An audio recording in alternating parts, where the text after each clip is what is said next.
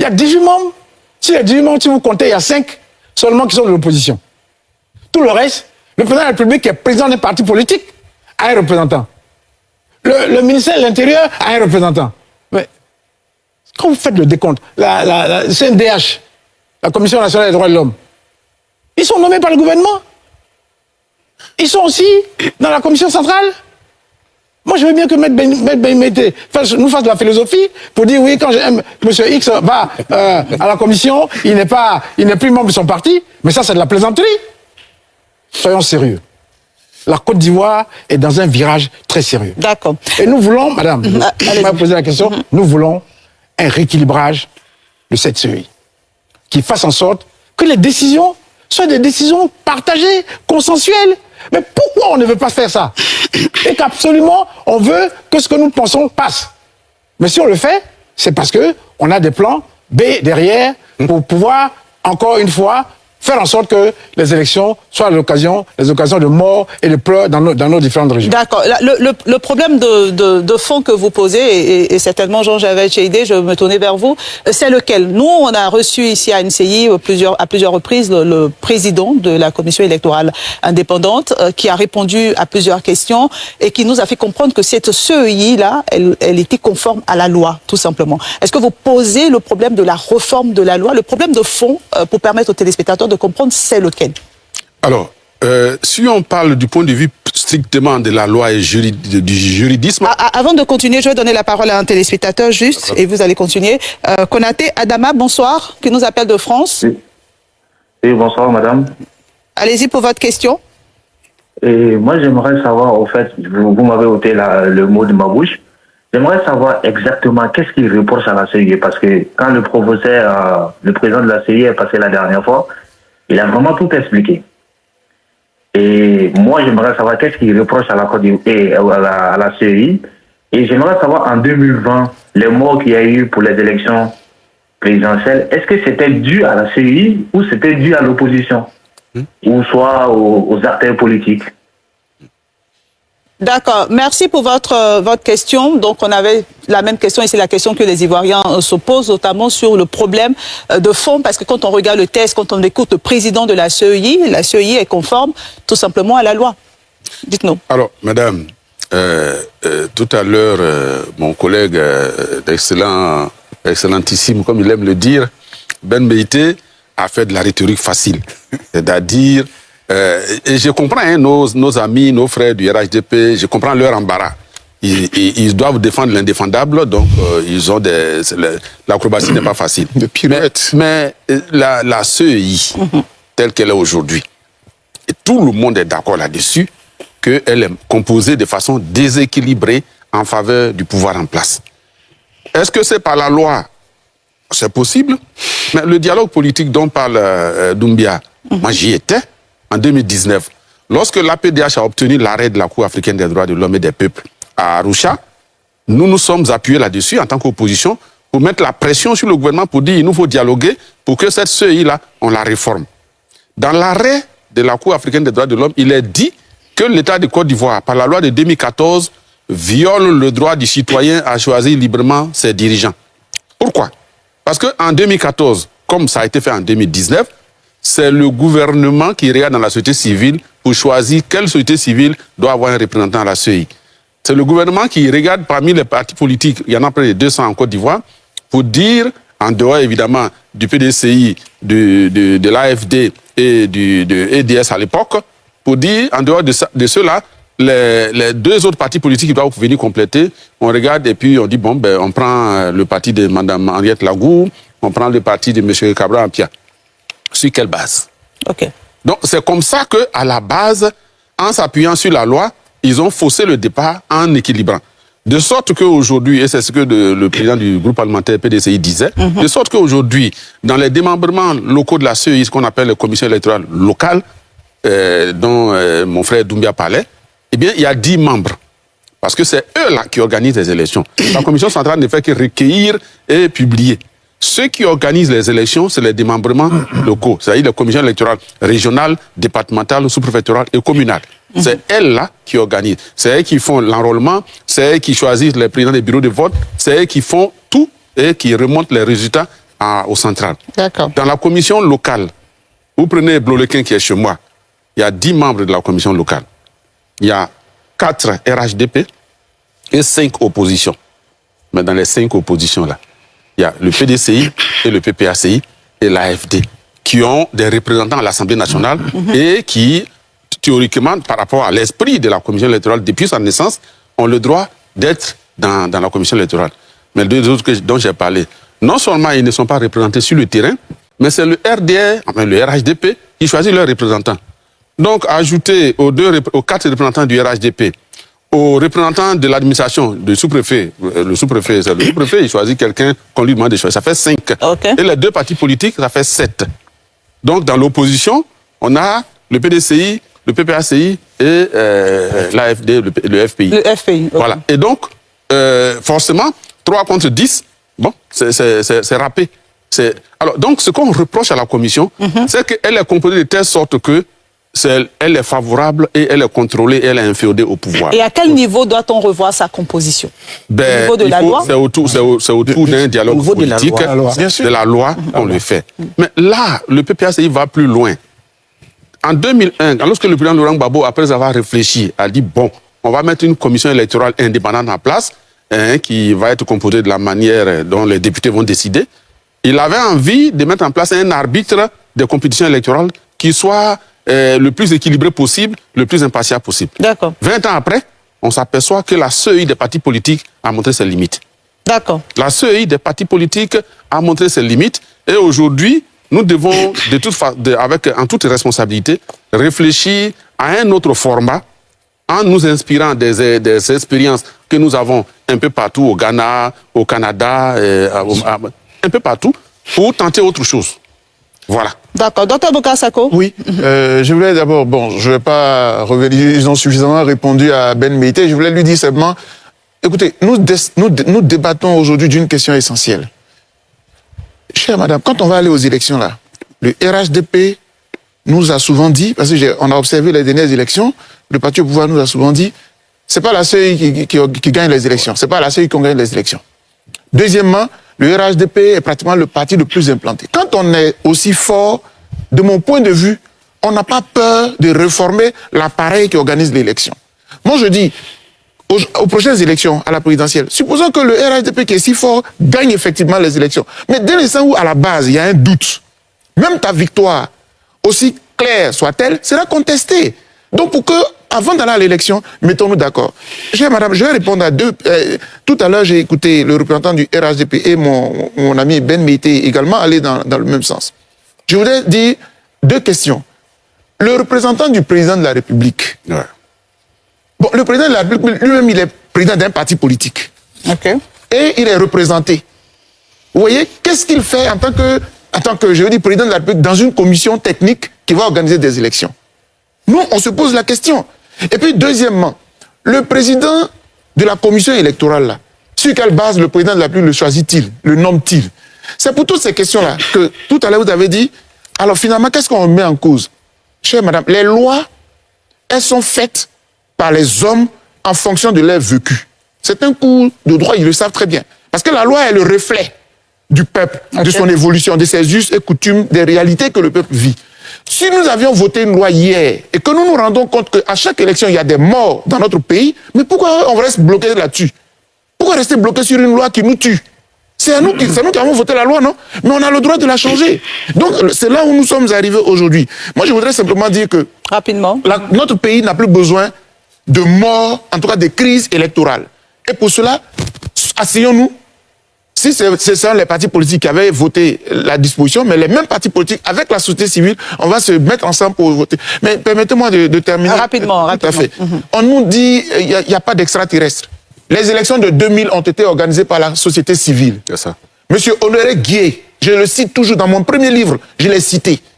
Il est président du GERDES, le groupe de réflexion, en tout cas, c'est une société civile. C'est lui qui a organisé les élections. S'il n'y avait pas eu Honoré Guié, les militaires n'allaient jamais partir du pouvoir. Il avait les résultats, M. Guy Robert, militaire, dit qu'il a gagné. M. Guy Honoré, devant la télévision, devant nous tous, on a failli le tuer ici. Il est de la société civile. D'accord. Il y a des personnalités comme ça. qui peuvent organiser des élections pour qu'on soit tranquille. Chers messieurs, On vous a bien- aidez-nous à préserver la paix. On vous a bien compris, hein, on vous a bien compris. Je voulais augmenter quelque chose dans l'intervention. Mais rapidement, Alors, très rapidement. juste, Ouais. Dire à M. Ben Meïté, notre cher collègue, quand la loi est arrivée à l'Assemblée nationale, nous, le PDCI, pour montrer justement notre volonté, nous avons produit 8 amendements. Les 8 amendements étaient tous rejetés. Ouais. D'accord. OK. Maître Abdoulaye Ben Meïté et ensuite Brahima Doumbia. Je vois effectivement que j'ai ici des collègues députés donc qui ont parlé effectivement d'amendements proposés, mais c'est le jeu démocratique aussi. Hein. C'est ça. Mais vous avez vu la question qui a été posée par le téléspectateur. Il a posé une question qui est claire. Vous savez, quand un problème de droit est mal posé, on va dans tous les sens.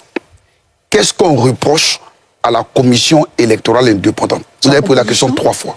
On a dit ça. Et de toutes leurs interventions, il n'y a rien de concret. Mais non, Non, s'il vous plaît, laissez-le terminer, monsieur.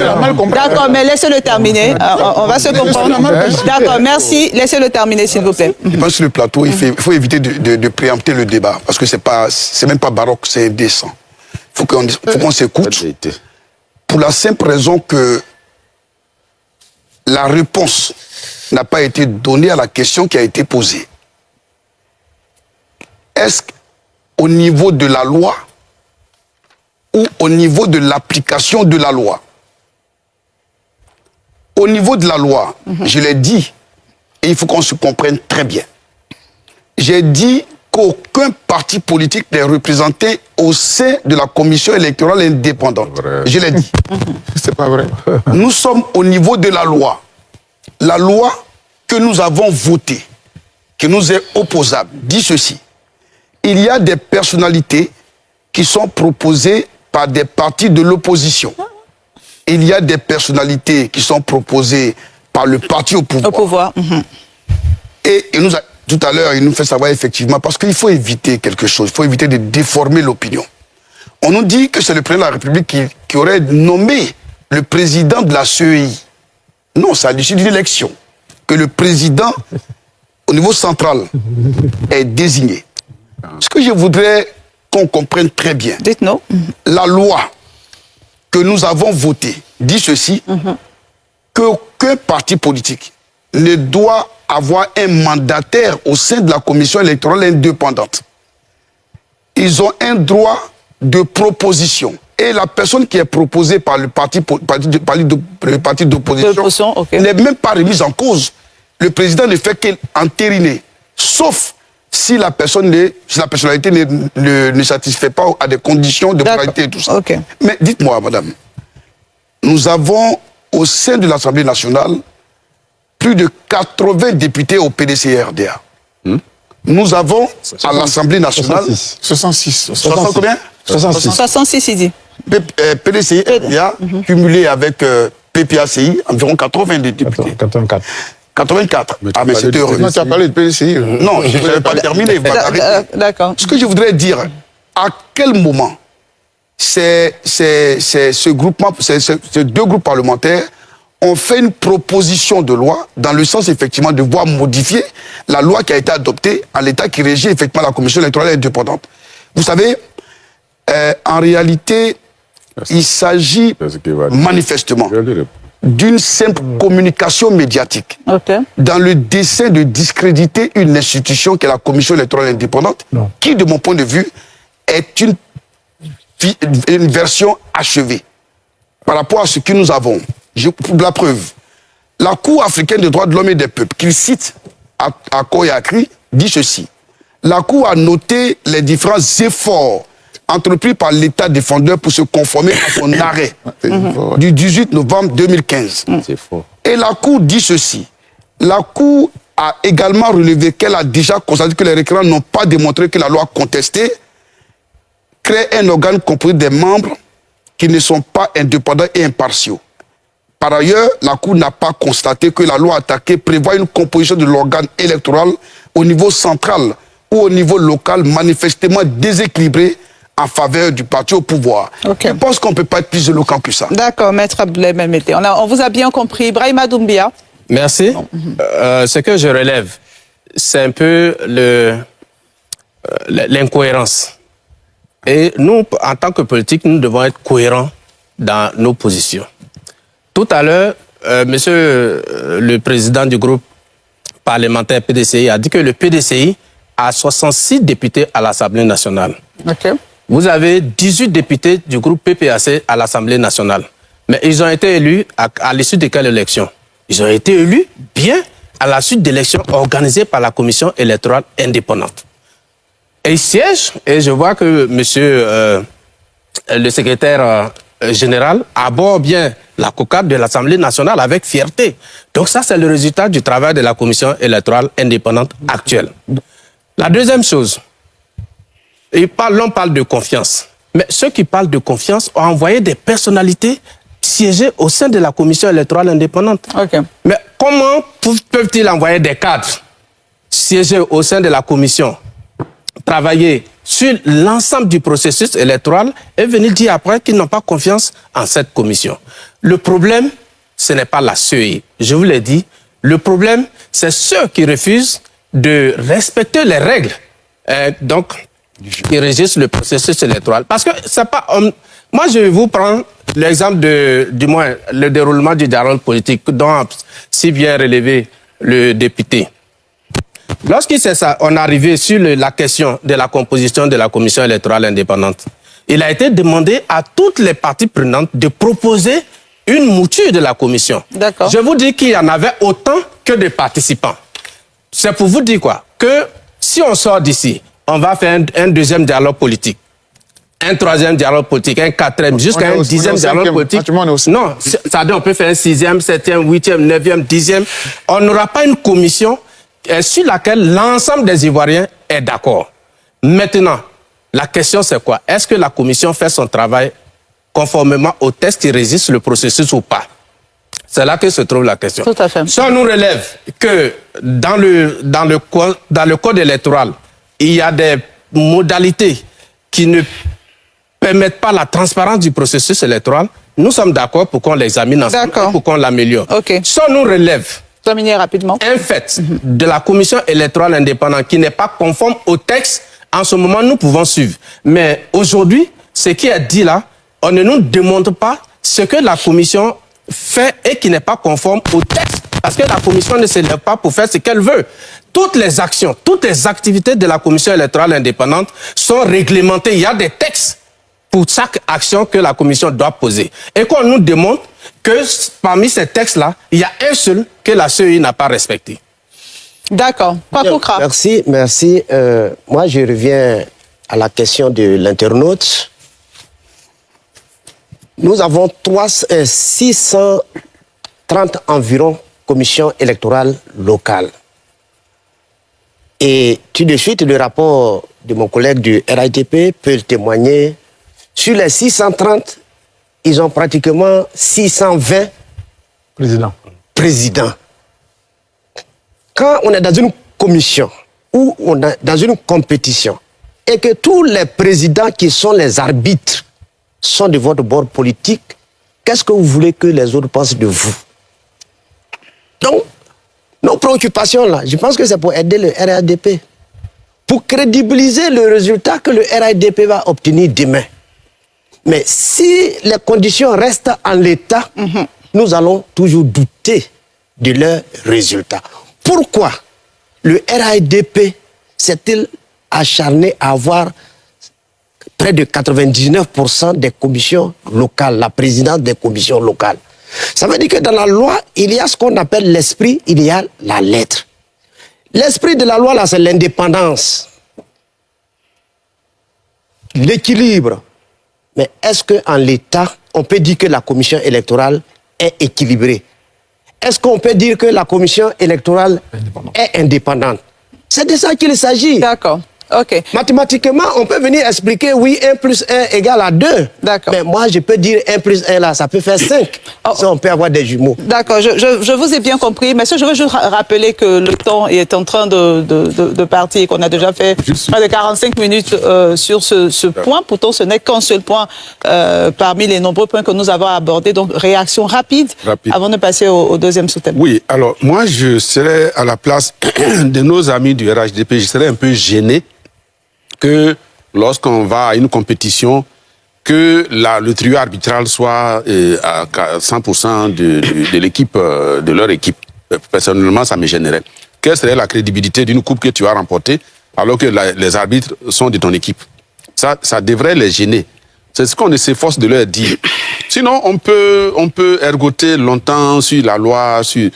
Le fait est que la CEI a posé des actes qui ont été dénoncés. Lorsque, on va y arriver certainement sur la liste électorale. C'est le deuxième sous-thème, justement. C'est le deuxième sous-thème. Mais déjà, lorsque un parti, notre parti, le PPACI, a décelé, a dénoncé que sur la liste électorale, il y a près de 3 millions de personnes dont on peut dire que nous avons une suspicion légitime vis-à-vis de leur caractère légal, la commission électorale a botté en touche. Aujourd'hui, on va y arriver certainement.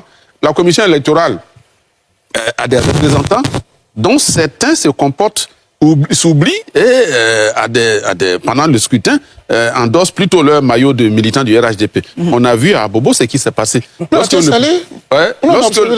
le président, enfin le président de la commission, la commission locale, s'est levé pour porter main aux représentants d'un candidat dans le bureau de vote. Ça obéit à quoi?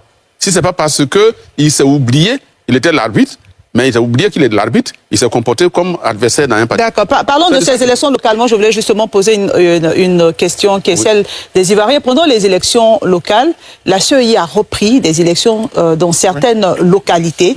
Et on a constaté que les résultats de cette reprise-là étaient les mêmes que les résultats du premier tour, si je peux m'exprimer ainsi. Est-ce que ça ne pose pas le problème, la question des mauvais perdants? Non, pas du tout, pas du tout. C'est-à-dire que quelques exemples pris ça et là ne peuvent pas obstruer la gigantesque forêt de difficultés à laquelle, voilà. Donc ce n'est pas ça. Les quelques cas que mon frère Doumbia a dit, on a gagné, on a été député, mais si par exemple dans un bureau de vote où le PPACI c'est son fief, que 200 électeurs ont été déplacés pour aller dans un autre bureau de vote. C'est qui a fait ça? C'est la CEI. Lorsque on demande d'afficher la liste électorale la veille pour que les gens sachent que moi je vote d'habitude dans cette école primaire, je m'avais voté là-bas, et qu'il arrive, il fait le rang pendant 2 heures de temps pour arriver là pour s'apercevoir que ce n'est pas là qu'il doit voter, mais c'est dans un village qui se trouve à 15 km. D'accord. C'est la commission électorale qui fait ça. Simon Doro et ensuite Dr Boka, rapidement.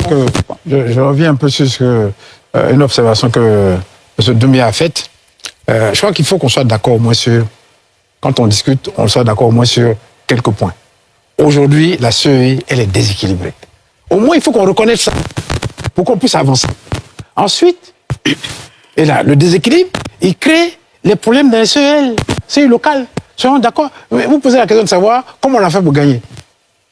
Moi, on va passer la nuit ici, si je commence à expliquer. Non, on ne veut pas passer la nuit. C'est pour vous dire les combats qu'on est obligé de mener pour gagner une élection dans un pays.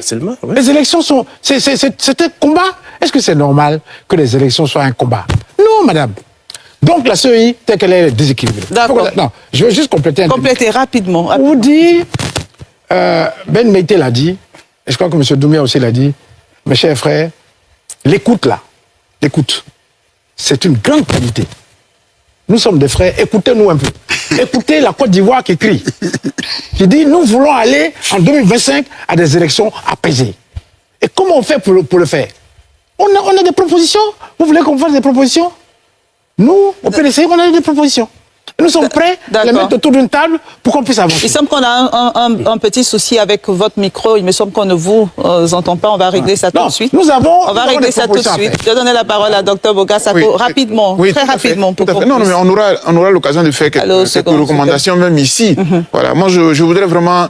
On ne met pas de loi. Vous avez cité tout à l'heure le président de la commission électorale qui est un brillant magistrat, qui est venu ici, qui a défendu. Mais oui, mais il est dans le cadre d'une loi.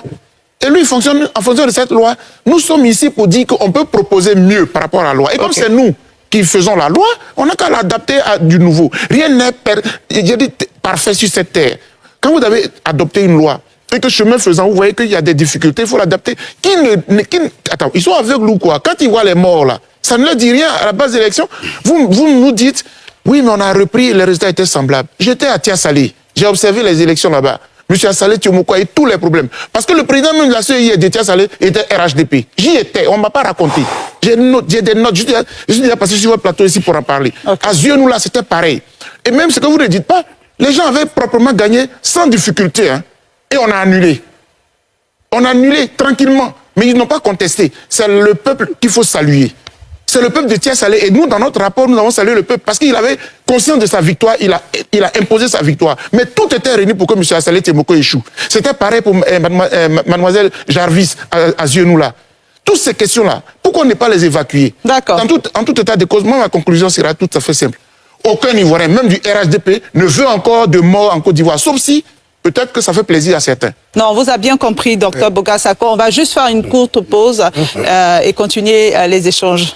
Maintenant, c'est à vous. Réagissez en commentaire, partagez vos réflexions et vos idées.